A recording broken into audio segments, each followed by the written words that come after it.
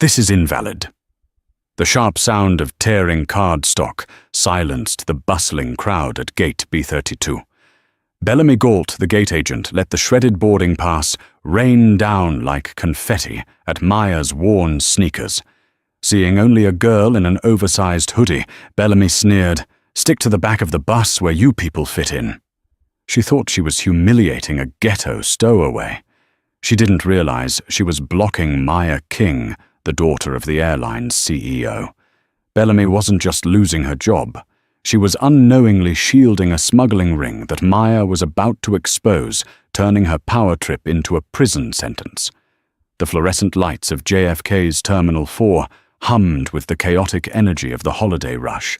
Rain lashed against the floor-to-ceiling windows, blurring the tarmac into a smear of grey and steel.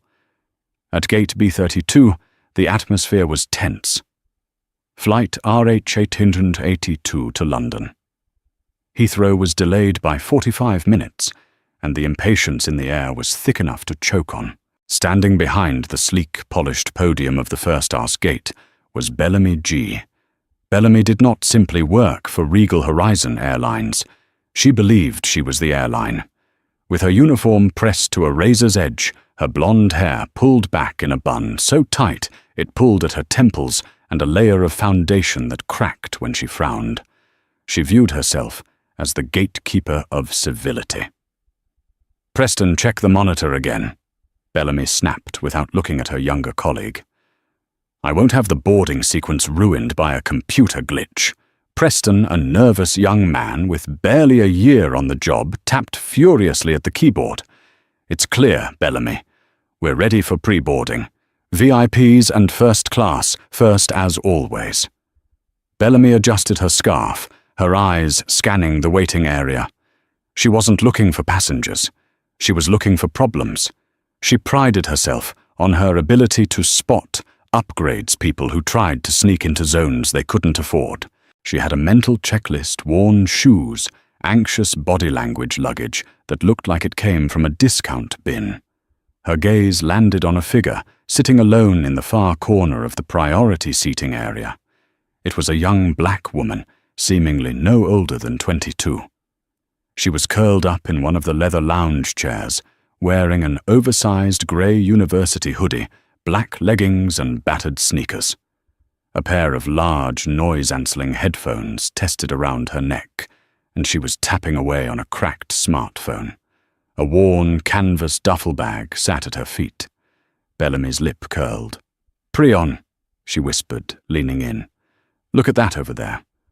Preston squinted. The girl. What about her? "She's in the priority zone. That area is reserved for gold medallion members and first-class ticket holders only."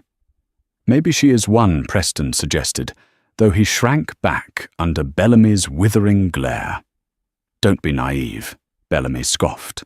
"Look at her. She looks like she's waiting for a bus, not a transatlantic flight on the world's most luxurious carrier. She's obviously lost or worse, loitering to charge her phone." "Go move of her." Preston hesitated. "We start boarding in 2 minutes. Is it worth the fuss?" "It is always worth the fuss to maintain standards," Bellamy hissed. "Fine, I'll do it myself. I need to stretch my legs anyway." Bellamy stepped out from behind the podium, her heels clicking aggressively on the terrazzo floor. She marched toward the girl Maya, who was currently texting her father to let him know the flight was finally boarding. "Dad's safe flight, sweetie. Try the lobster thermidor. I had the chef revamp the menu last week." "Maya will do. Just want to sleep, honestly. Exams were brutal." Maya didn't notice the shadow falling over her until a sharp voice pierced her focus. "Excuse me." Maya looked up, blinking. She slid her phone into her pocket. "Yes."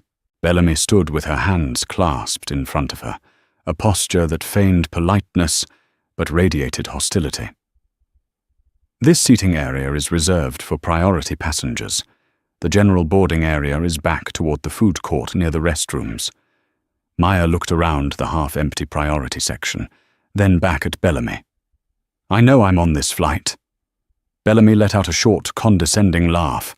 "I'm sure you are dear, but economy passengers have to wait in the general terminal. We can't have the first-class lounge cluttered. It's a matter of policy." Maya sat up straighter, her expression hardening slightly. She was tired. She had just finished her final-year law exams at Columbia, and she hadn't slept in 24 hours. "I'm not in economy," Maya said calmly. "I'm in first." The lie, as Bellamy perceived it, was so bold it actually made her smile. A cold, reptilian smile. First class you.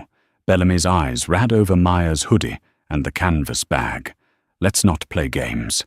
I've been working this gate for 15 years. I know what a first-class passenger looks like. And they don't look like you." Maya reached into her pocket. "I can show you my boarding pass. I don't need to see a fake digital pass, honey." Bellamy interrupted, raising her hand. "I need you to move now before security has to get involved. We have legitimate VIPs arriving any second, politician CEOs, and I won't have them harassed by someone looking for a handout." Maya froze. The accusation hung in the air, heavy and ugly. "A handout," Move Bellamy commanded, dropping the facade of politeness entirely. "Back of the line." Now Maya took a deep breath. She knew who her father was. She knew she could end this woman's career with a single phone call. But Arthur King had raised his daughter to be humble, and more importantly, to be fair. She didn't want to use her name as a weapon unless she had to. "Fine." Clear's throat, Maya said quietly. She grabbed her bag and stood up. "I'll board when you call the group, but you should really check your manifest." "I know my manifest by heart," Bellamy muttered, as she turned her back on Maya, marching back to the podium. "Trash." Maya heard the word. It was faint, but she heard it. She tightened her grip on her bag, her knuckles turning white. She walked to the edge of the priority carpet and stood just outside the invisible barrier, watching Bellamy laugh with Preston. Clear's throat. "Did she move?" Preston asked. "Of course she did," Bellamy gloated, checking her watch. "They always do when you call their bluff, probably waiting for standby or trying to sneak an upgrade." The intercom chimed. Bellamy grabbed the microphone, her voice transforming into a smooth, professional purr. "Good evening, ladies and gentlemen. Regal Horizon. Flight 882 to London is now inviting our first-class passengers and Diamond Club members to board at this time." Clear's throat. "Please have your boarding passes ready." A small group of well-dressed individuals rose from the lounge. A man in a tailored Italian suit, an older couple dripping in diamonds, and Maya. Maya stepped right back onto the priority carpet, falling in line behind the man in the Italian suit. Bellamy saw her coming, her eyes widened not with realization, but with pure, unadulterated rage. She stepped out from behind the podium again, blocking the boarding lane. "I warned you," Bellamy said, her voice loud enough to draw the attention of the man in the suit. "I told you to go to the back. You are not boarding with these people." "I have a ticket," Maya said, holding out her phone. The screen displayed a QR code and the bold letters seat 1A. Bellamy snatched the phone from Mia's hand. She looked at the screen, then at Maya. "Seat 1A. You expect me to believe this? This is the most expensive seat on the plane. It's usually reserved for diplomats or the owner's family. Maybe you should scan it and find out Mia challenged." Bellamy sneered. "I'm not scanning a Photoshop job." "You're holding up the line." Clear's throat. She shoved the phone back into Mia's chest. "Security!" Bellamy yelled, waving toward a pair of TSA agents standing near the food court. "Is there a problem?" the man in the Italian suit asked, looking annoyed. "I'd like to board." "My apologies, sir," Bellamy said, her voice dripping with honey. "Just dealing with a stowaway. She's refusing to leave the first-class line." "I am not a stowaway," Maya said, her voice rising. "I paid for this ticket." "Well, my father did." "Oh, your father."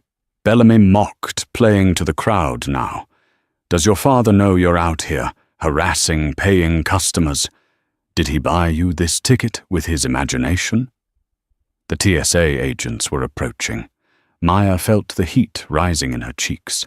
It wasn't embarrassment. It was the slow-burning fury of injustice. "Scan the code," Maya demanded, stepping forward.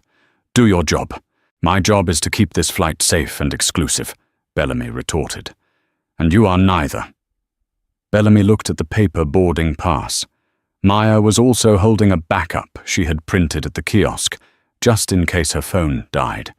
It was a habit her father instilled in her.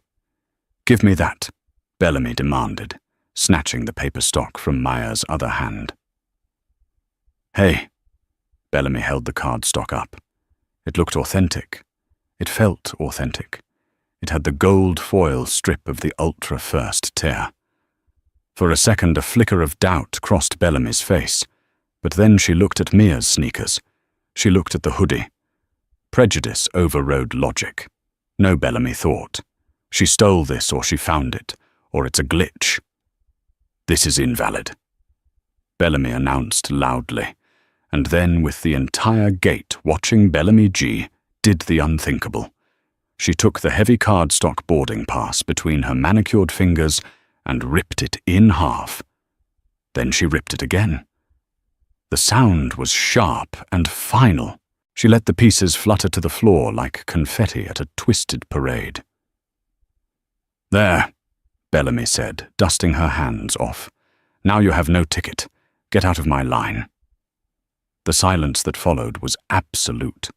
Even the man in the Italian suit looked shocked. Preston's jaw had dropped behind the podium. Maya stared at the pieces of her boarding pass on the dirty airport carpet. She looked up at Bellamy, her expression unreadable. "You shouldn't have done that," Maya said softly. "I just did." Bellamy smirked, crossing her arms. "Now, officers, please escort this young woman away from the gate. She's causing a disturbance." 2 TSA agents, a burly man named Clear's Throat Officer Davis, and a younger woman stepped up. Officer Davis looked weary. "Miss, you need to step aside." "I have a digital ticket," Maya said, holding up her phone again. "She just ripped up my physical copy. She refused to scan me." Bellamy rolled her eyes. "The digital one is fake too, officer. I checked the manifest earlier. There is no Maya King listed in Seat 1A. Seat 1A is blocked for administrative use." This was a half-truth. Bellamy had seen Seat 1A was blocked on her screen, usually meaning it was empty or held for pilot rest. She hadn't bothered to click the detailed passenger info tab because she was so sure of her assumption. Officer Davis looked at Maya. "If the airline says you aren't flying, miss. You need to come with us." "I am flying." Maya insisted, planting her feet. "I demand you call the flight manager. The flight manager is busy prepping the aircraft." Bellamy lied. "I am the senior gate agent. My word is final. You are trespassing." "Trespassing. Trespassing." Maya laughed, a dry, humorless sound. "I'm a customer. You're a nuisance," Bellamy shouted, losing her composure. "Look at you. You look like you just rolled out of bed in the ghetto. You don't belong here.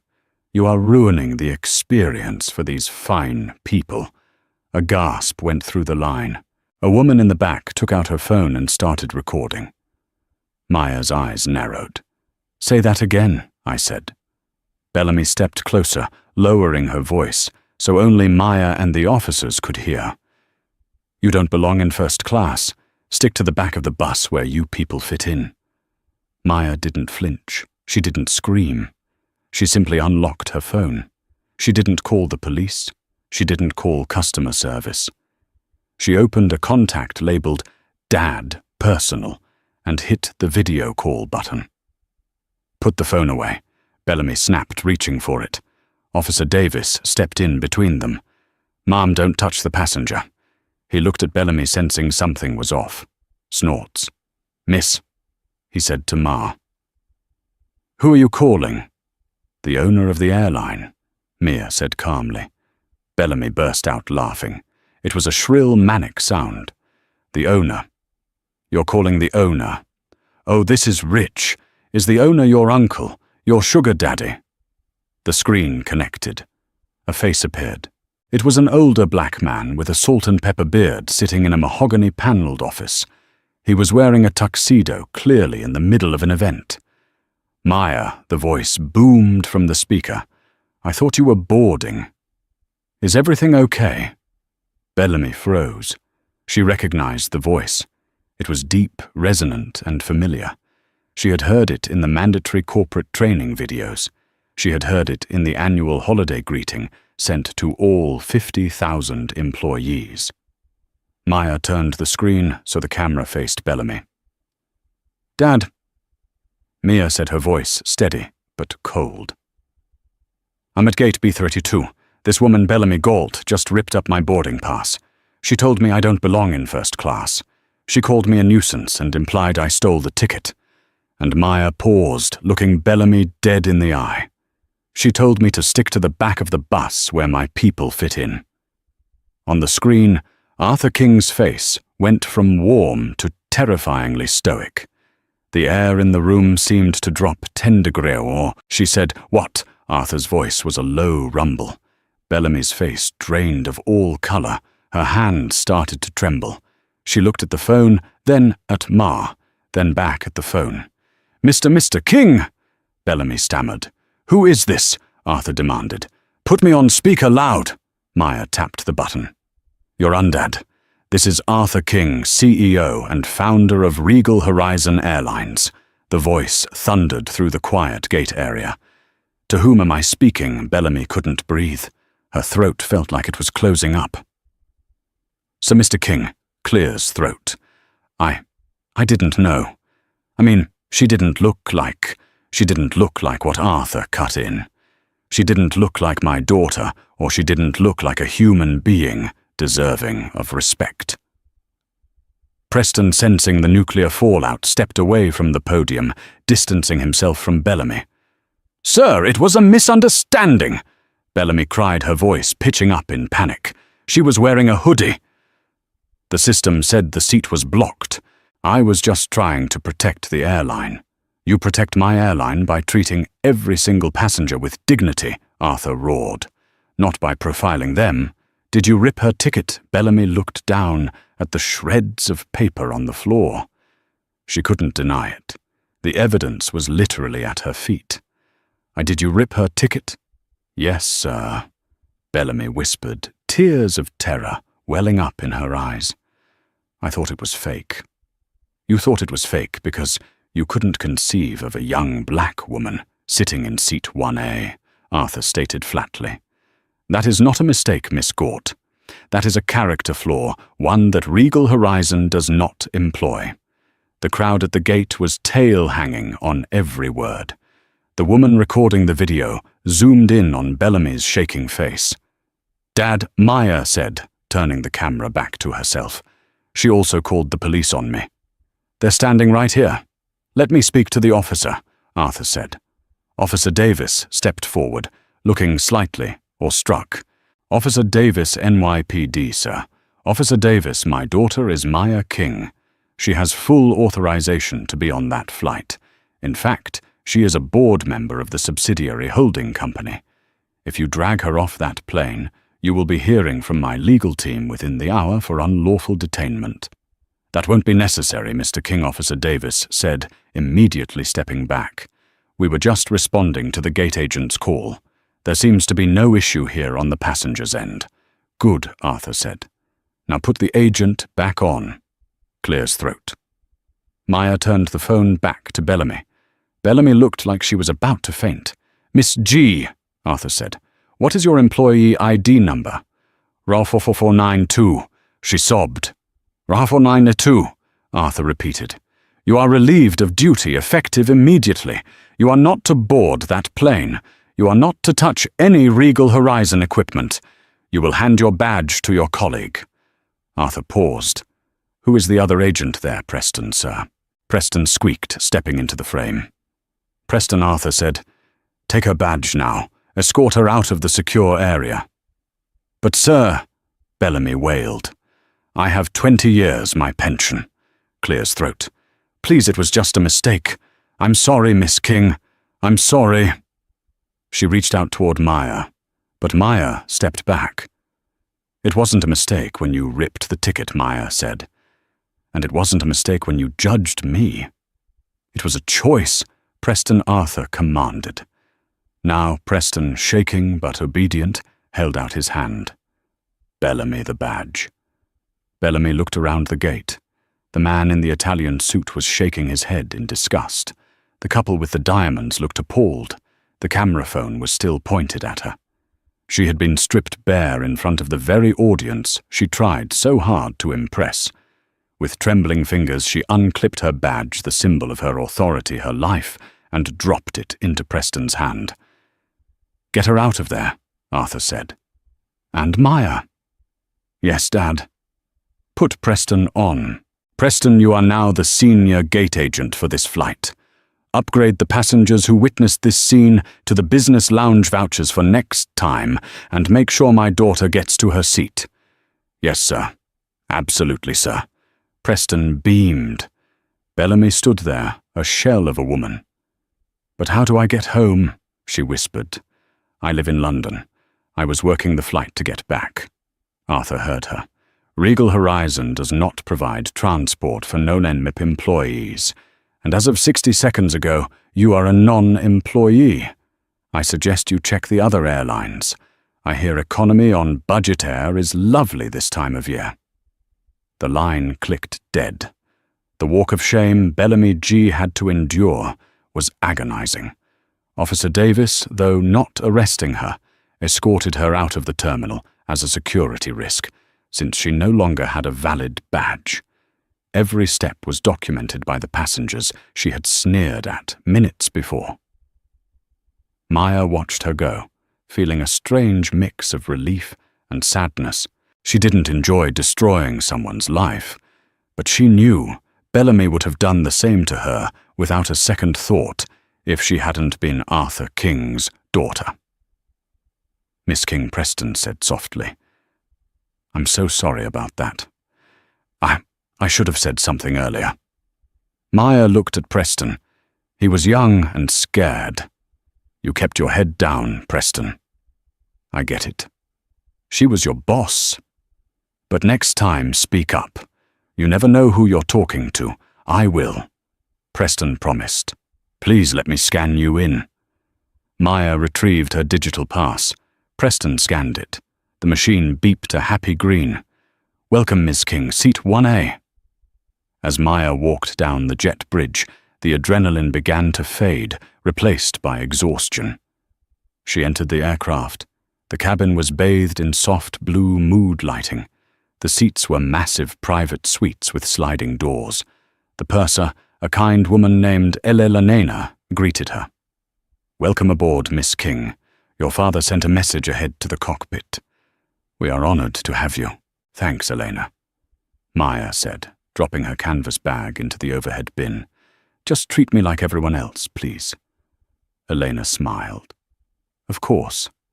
Can I get you a pre-departure drink? Champagne sparkling water." "Water is fine, and maybe a blanket." Maya sank into the plush leather seat. She looked out the window as the rain continued to streak the glass.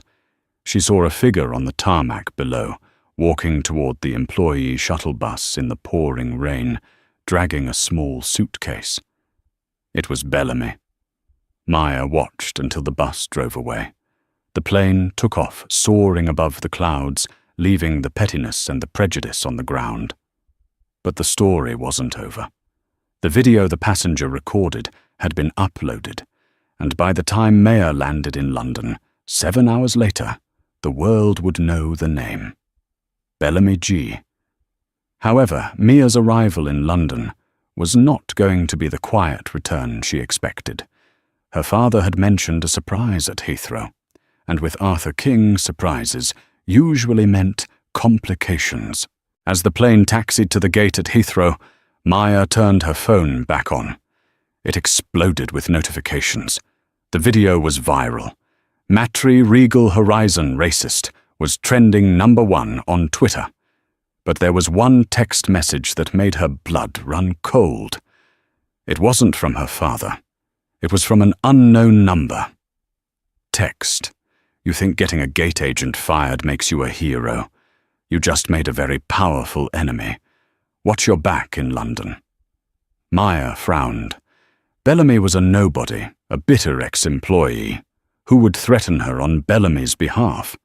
The text message burned on Maya's screen as the plane docked at Terminal 3 in Heathrow.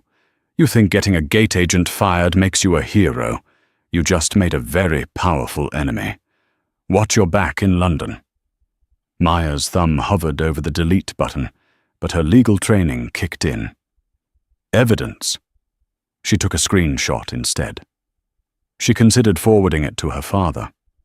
But Arthur King was currently in the air flying from New York to Tokyo for a summit. He wouldn't be reachable for another 12 hours. She was on her own. Ms. King. Maya looked up. Elena the purser was standing by her seat. "We've been cleared to disembark. Ground services are waiting for you at the jet bridge to escort you through customs.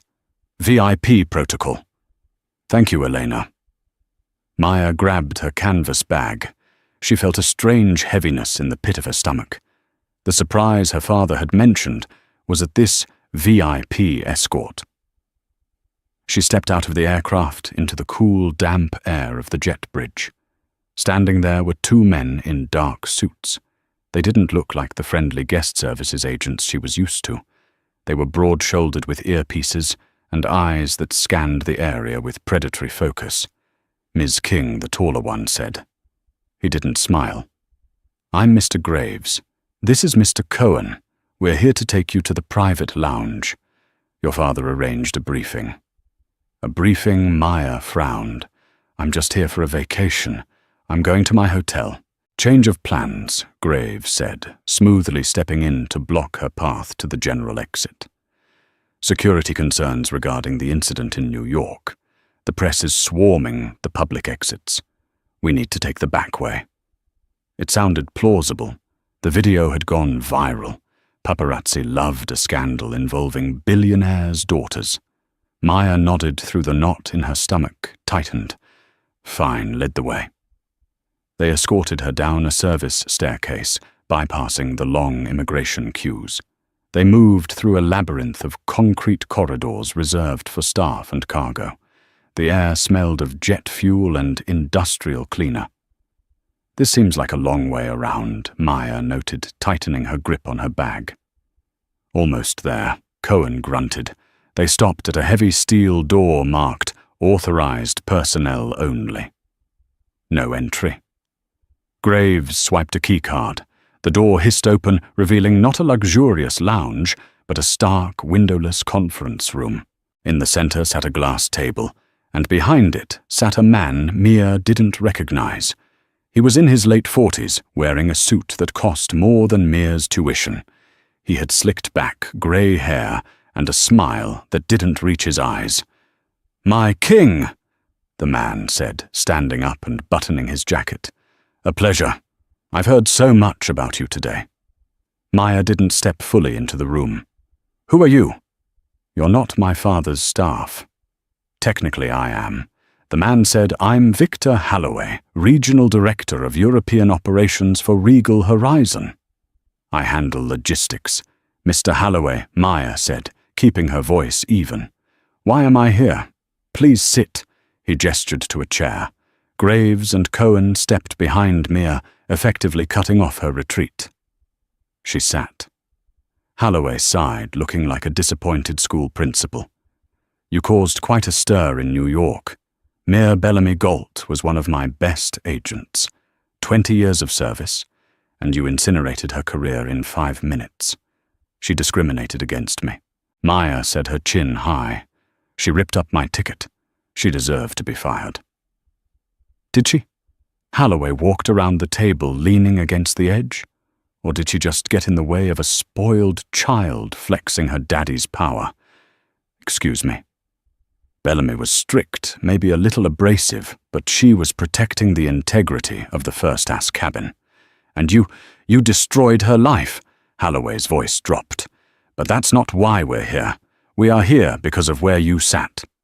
Seat 1A. Maya blinked. What about it? Seat 1A on Flight 82 is a very special seat, Maya. It's usually blocked. Did you wonder why I assumed it was for pilot rest? It's for my cargo, said his veneer of politeness cracking. I have a courier arrangement. High-priority documents, prototypes, things that can't go through customs scanners. They are taped under the cushion of Seat 1A. Bellamy ensures the seat remains empty, so my courier can retrieve the package during the cleaning cycle in London. Maya's eyes widened. It clicked. Bellamy wasn't just a racist. She was a mule, or at least an accomplice.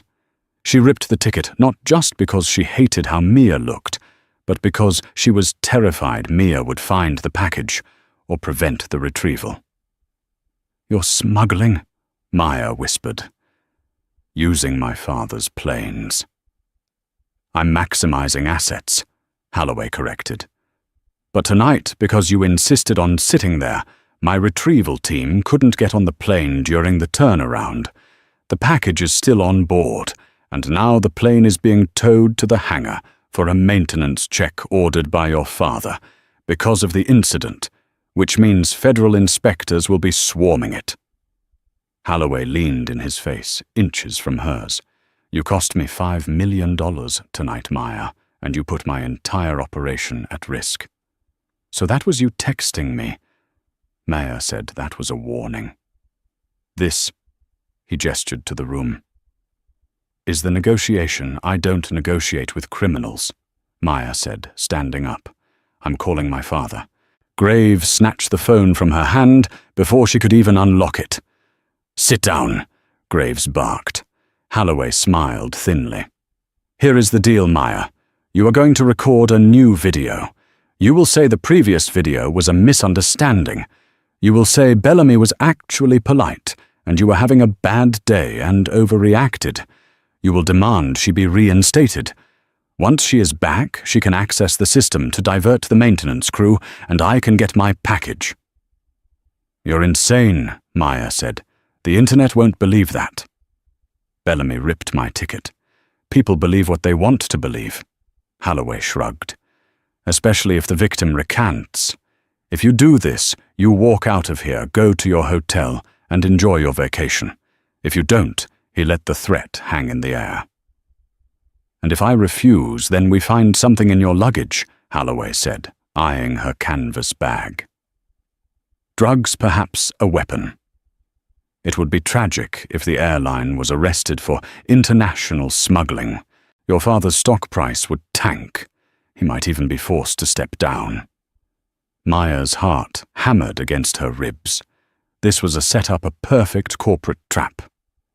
"I need a moment," she said, trying to buy time. "You have 5 minutes," said. He nodded to Graves and Cohen, and the 3 men stepped out of the room, locking the heavy steel door behind them. Maya was alone. She scanned the room. No windows. 1 door, a camera in the corner, blinking red. She checked her pockets. They had taken her phone, but they hadn't searched her person thoroughly. She had her smartwatch, but it was out of range of her phone and couldn't make calls without it. She paced the room, her mind racing. Holloway needed Bellamy back to manipulate the system. That meant Bellamy was the key. Suddenly the door hissed. Maya spun around, expecting Holloway. Instead, a disheveled woman stumbled in. Her eyes were red and puffy, her makeup smeared. She was wearing a trench coat over her uniform, stripped of her badges. It was Bellamy. She looked at Ma with a mixture of hatred and desperation. "You," Bellamy spat. "You did this." "Me," Maya scoffed. "You dug your own grave, Bellamy, and now you're digging it deeper, working for Holloway." Bellamy froze. "You know he just told me he wants me to get you your job back, so you can retrieve his package from seat 1A. Bellamy slumped into a chair, putting her head in her hands. "He told you that, idiot. He promised he would handle it. He's going to handle it by framing me for drug smuggling if I don't help," Maya said. "And what do you think happens to you once he gets his package, Bellamy? Do you think he leaves loose ends?" Bellamy looked up, fear dawning in her eyes. "He said he'd take care of me. He said he'd pay me a retirement bonus." "He's using you," Maya said, stepping closer. "Just like he used you to guard that seat. You were the bulldog at the gate. And when the bulldog bit the wrong person, what did he do? Did he come out and save you in New York? No, he let you get fired. He let you get humiliated." Bellamy was trembling. "I had no choice. 5 years ago, I made a mistake on a manifest. He fixed it. But then he owned me. He made me block seats. Just once in a while, he said. Then it became every week. 'What's in the seat, Bellamy diamonds?' she whispered. 'Uncut diamonds from conflict zones.' He moves them through the airline to avoid customs." Maya felt a chill. This was bigger than she thought. Blood diamonds. Bellamy! "Listen to me," Maya said, her voice urgent. "Holloway isn't going to let either of us walk away. If I make that video and he gets his diamonds, he doesn't need us anymore. He'll get rid of you to cut the link to the crime."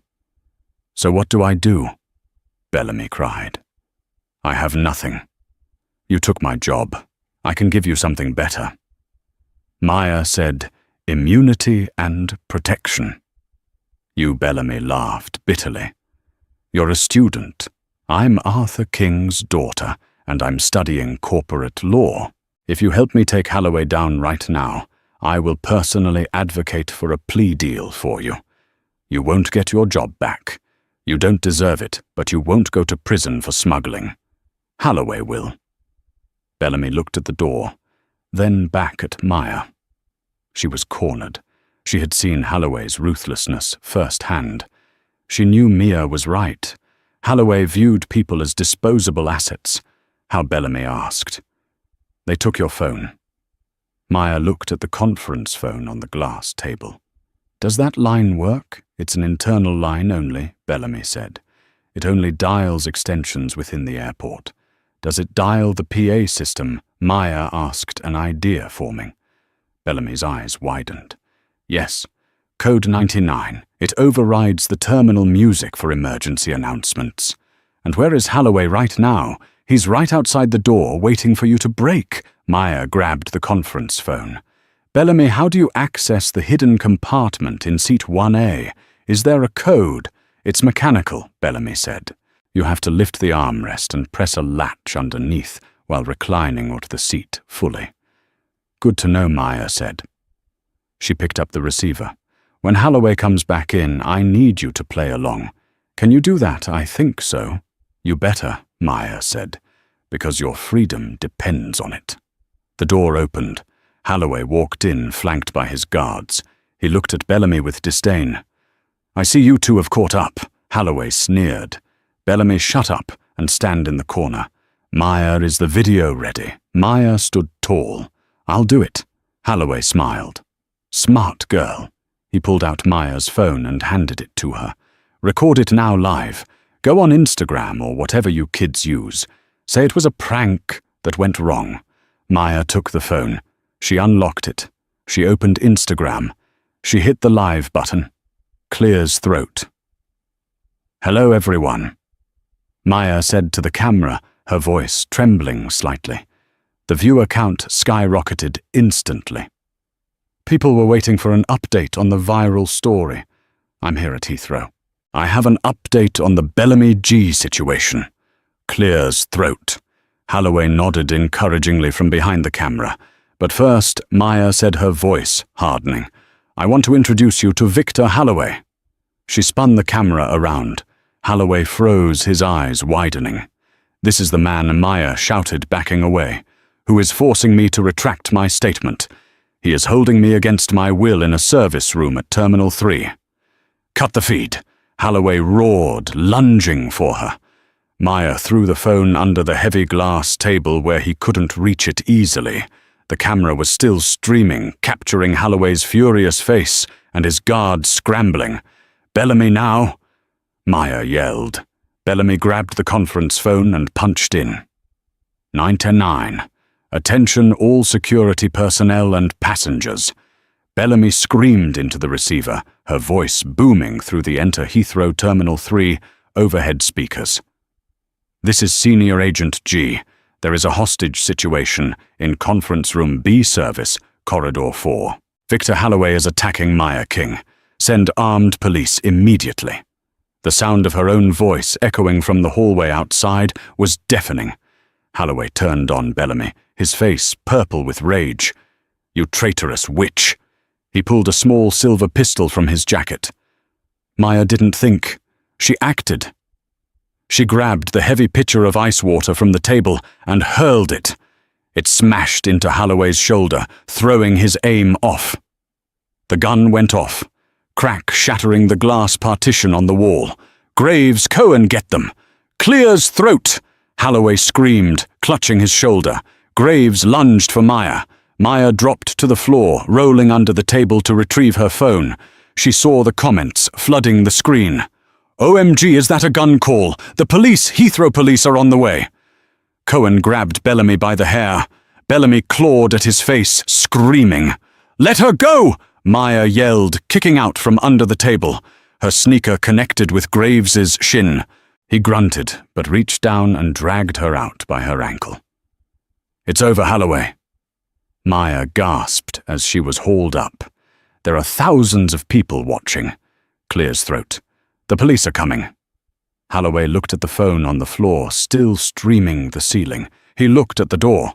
He could hear the sirens wailing on the tarmac outside. He realized the game was up.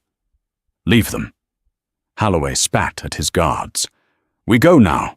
"You can't leave the diamonds," Graves argued. "Forget the diamonds. We need to get to the private jet before they lock down the airport." Holloway turned to run, but the heavy steel door, the one he had locked to keep Maya in, was now his obstacle. He fumbled with the key card. His hands were shaking too much. Beep, beep, buzz. Access denied. "Open it!" he screamed at Graves. Graves swiped his card. "Beep, beep, buzz. System lock down," Bellamy said, breathless, leaning against the wall. "When I dialed code 99, it triggers an automatic mag lock on all secure doors in the sector. Only the police can open it now." Holloway slowly turned back to face them. He looked like a trapped rat. "You!" He pointed the gun at Bellamy. "I should have fired you years ago." "You should have," Bellamy said, her voice shaking but defiant. "But you got greedy." Holloway raised the gun. "I'm going to prison anyway. Might as well finish the job." He aimed at Bellamy. Maya didn't have a weapon. She didn't have a picture. But she had the one thing. Holloway underestimated the element of surprise. She tackled Holloway from the side. It wasn't a graceful cinematic move. It was a desperate, clumsy collision. But it was enough. Holloway, off balance and injured, toppled over. The gun skittered across the floor. Graves and Cohen moved to intervene, but the steel door suddenly blasted open with a hydraulic hiss. Armed police dropped to the ground. Now a squad of tactical officers flooded the small room. Rifles raised. The red laser sights danced across Holloway's suit. Down. Everybody down. Maya dropped to her knees, raising her hands. She looked over at Holloway, who was pinned to the carpet by two officers, his face pressed into the dust. She looked at Bellamy, who was sobbing in the corner, being handcuffed by a female officer. Maya took a deep breath. She was alive. The next few hours were a blur of statements, lawyers and flashes of cameras. Arthur King arrived 6 hours later, his private jet diverted mid-flight. When he walked into the holding room at Heathrow Police Station, he looked like a man who could level a mountain with a stare. He hugged Maya so hard she thought her ribs might crack. "I'm okay, Dad," she mumbled into his tuxedo. "I'm okay." Arthur pulled back, holding her by the shoulders. "You are grounded," he said, his eyes wet. "For fighting a gunman." "But I'm also incredibly proud." He turned to the lawyer standing next to him. "Make sure Holloway never sees the sun again. Buried under so many lawsuits, he won't be able to afford air to breathe." "Already in motion, sir," the lawyer said. Then Arthur looked at the other holding cell. Through the glass, Bellamy sat alone. She wasn't in cuffs anymore, but she looked small and broken. "What about her?" Arthur asked Maya. "She started this." "She did," Maya said. "She was awful, Dad. Racist, cruel, and complicit. But she saved my life in that room. She called the code. She triggered the lockdown." Arthur nodded slowly. Karma has a way of balancing the books. 3 months later, the courtroom in London was packed. The trial of Victor Holloway was the headline of every paper. The charges were extensive smuggling, kidnapping, assault with a deadly weapon, corporate fraud. Maya sat in the front row, wearing a sharp navy blazer. She wasn't hiding in a hoodie anymore. Holloway was sentenced to 25 years in maximum security prison. His assets were seized. His reputation was obliterated. Then came Bellamy's sentencing. She stood before the judge looking older than her years. She had pleaded guilty to aiding a smuggling operation. "Bellamy Galt," the judge ironed. "Your actions were reprehensible. You abused your position of trust. However, the court recognizes your cooperation in the apprehension of Mr. Holloway and the testimony of the victim, Ms. King, regarding your actions to protect her during the standoff." The judge paused. "You are sentenced to 2 years in prison suspended. You will serve 3 years of community service. You are permanently banned from working in the aviation industry or entering any airport in the United Kingdom."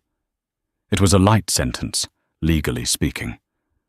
But for Bellamy, it was a life sentence of a different kind. Her identity, the woman who controlled the gate, who decided who was worthy, was gone.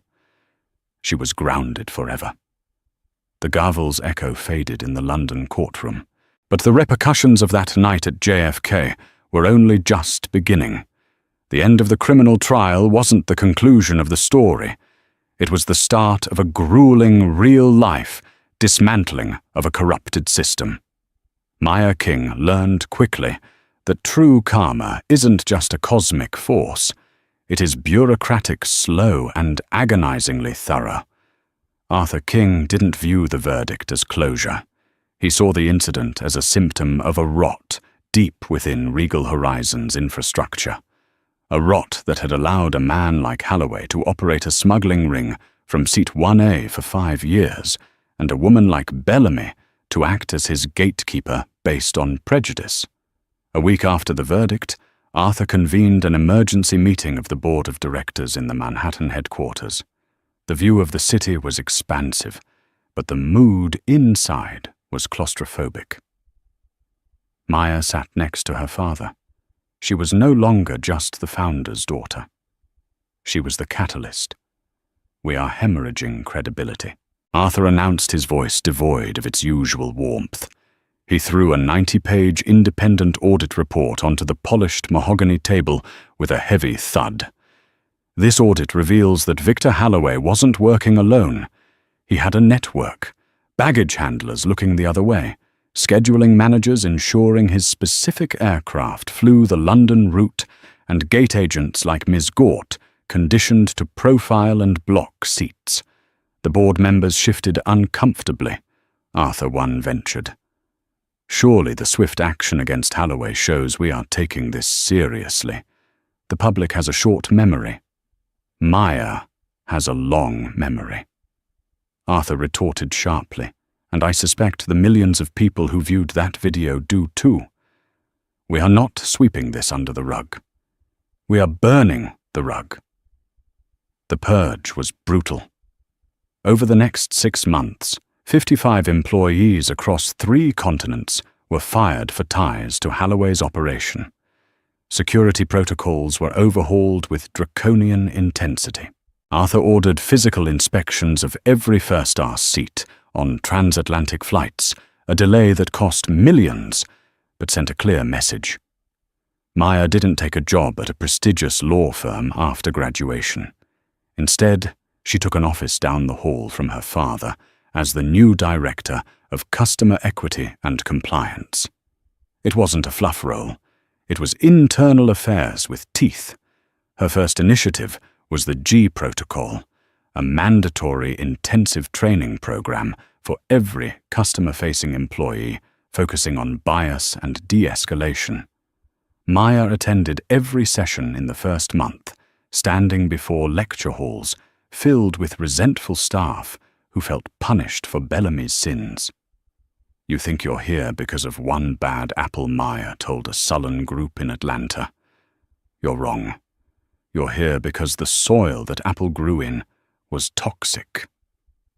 Bellamy Gold felt comfortable ripping up my ticket because the culture allowed her to believe she was the arbiter of who belonged. My job is to ensure none of you ever make that mistake again. It was exhausting work. Maya hardened.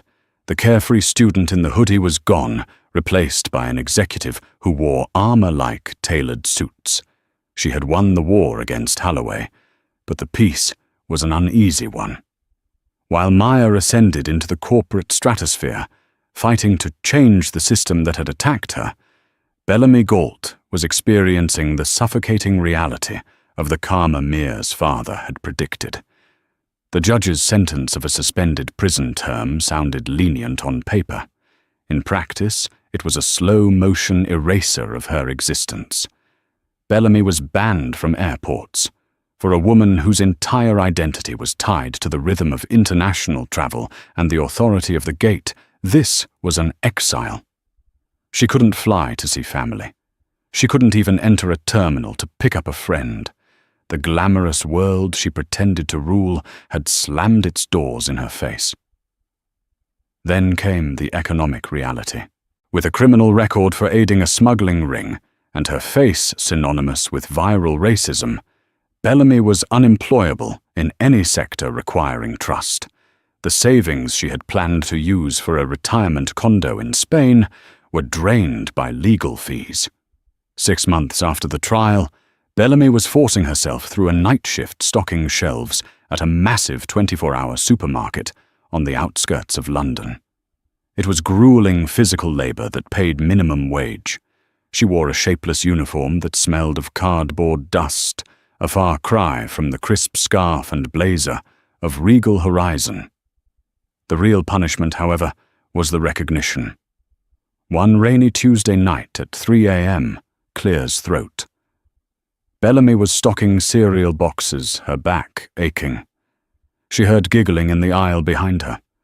"No way is that her," a young male voice whispered.